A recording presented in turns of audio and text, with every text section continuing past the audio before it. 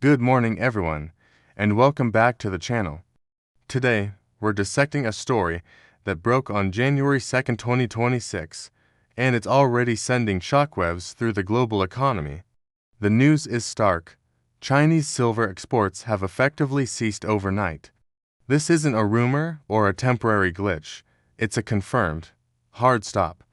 What's happening on the ground is that industrial buyers across the United States, Europe, and Asia are waking up to uniform denials from their long-standing Chinese suppliers. We're talking about companies that have had relationships for decades.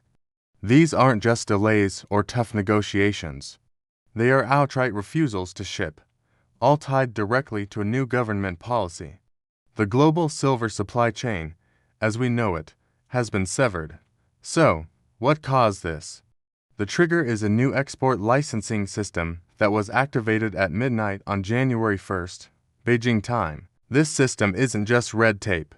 It's a fortress. It imposes incredibly strict thresholds that the vast majority of Chinese refiners simply cannot meet. Think minimum production requirements and strict credit conditions that have instantly disqualified hundreds of exporters. But here's the real kicker. Even the handful of refiners that do qualify now subject to shipment by shipment government approval. This means silver exports have transformed from a commercial transaction into a political decision. The fallout is already spreading like wildfire. We're seeing documented cases pour in from every corner of the industrialized world. Electronics manufacturers in California, who depended on reliable Chinese suppliers, are now facing delivery delays of up to 6 months as they scramble to find alternatives. In Germany, major solar panel producers are discovering that any non-Chinese refiners are already fully booked under long-term contracts. There's no spare capacity. Over in Japan, battery manufacturers are getting the same message. Even if their Chinese partner is licensed, there's no guarantee the government will approve the export. The pattern is consistent, it's global, and it's unmistakable. The reality is this: Chinese refiners are either completely barred from exporting or they're rethrottled by discretionary government controls. For Western buyers, there is no legal or commercial recourse once an export license is denied. The transaction is simply dead. In practical terms, silver is no longer leaving China in any meaningful quantity. This isn't a temporary disruption, it's a permanent, structural shift in the global metals market. To understand the magnitude of this, you need to grasp China's role. China doesn't mine the most silver, but for decades, it has dominated global silver refining. The system was simple. Raw ore from all over the world flowed into China, and refined, industrial-grade silver flowed out to manufacturers everywhere. That system has now ended, abruptly and without warning. Let's talk numbers, because they are staggering. We estimate that around 400 million ounces of refined silver have just been removed from global trade annually. This is the volume that previously supplied Western manufacturers across a dozen critical sectors. To put that into perspective, the total registered silver inventories on the COMEX exchange are just a tiny fraction of that amount. The scale of this supply and demand imbalance is something we have never seen before. Now, the obvious question is, can't other refiners just pick up the slack? The short answer is no. Non-Chinese refiners in places like Switzerland, Canada, and the US cannot fill this gap, not in the short or even the medium term. Why? Because their existing facilities are already operating near maximum capacity, locked into multi-year contracts with their own clients. Building brand new refining capacity a monumental undertaking. It requires permits, massive investment, and specialized engineering. Realistically, it would take at least 5 to 7 years to bring a new major refinery online. There is simply no quick replacement for the 400 million ounces that just vanished. As a result, what we're seeing is a desperate scramble for physical metal.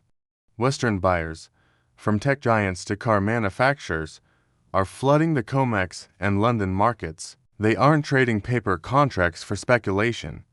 They are demanding immediate physical delivery to keep their factories running. This has caused vault inventories to plummet at a rate far faster than anyone projected. Emergency measures from the exchanges now seem not just possible, but inevitable. This crisis isn't just confined to big industry. It's hitting the retail market at the exact same time. Coin dealers and bullion suppliers, who once relied on a steady flow of products from or refined in China, now seeing their orders canceled. They're running out of inventory. We're already seeing premiums over the paper price of silver explode, which is a classic signal of extreme physical scarcity. In many places, it's not even a question of price anymore. Silver is becoming simply unavailable. The domino effect is cascading across our most vital industries. Think about modern life: electric vehicles, solar panels, semiconductors, 5G networks, defense systems, and even medical equipment. They all depend on silver for its unique conductive and antimicrobial properties.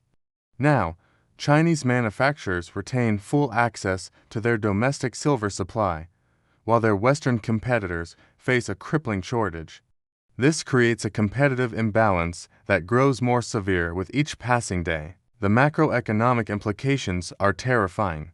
Widespread production slowdowns in these key industries will inevitably lead to layoffs, canceled investments, and delayed product launches. Central banks can try to respond with stimulus packages, but printing money cannot create physical silver. There's a very real risk that this supply shock could trigger a broader industrial recession, not just in one country, but across the developed world. China's timing in all of this appears to be meticulously planned and deeply strategic. This policy was unleashed at a moment when Western inventories were at their weakest and alternative refining capacity was already exhausted. By weaponizing its control over refining, China is putting immense pressure on Western companies. The implicit message is clear: if you want guaranteed access to critical materials like silver, you need to relocate your manufacturing and your supply chains inside China. This move signals a lasting split, a bifurcation between the Chinese industrial ecosystem and the Western one. So, what happens next? Over the next 30 days, we expect the reports of supply denials to multiply. Media attention, which is just starting to catch on, will intensify into a global headline story.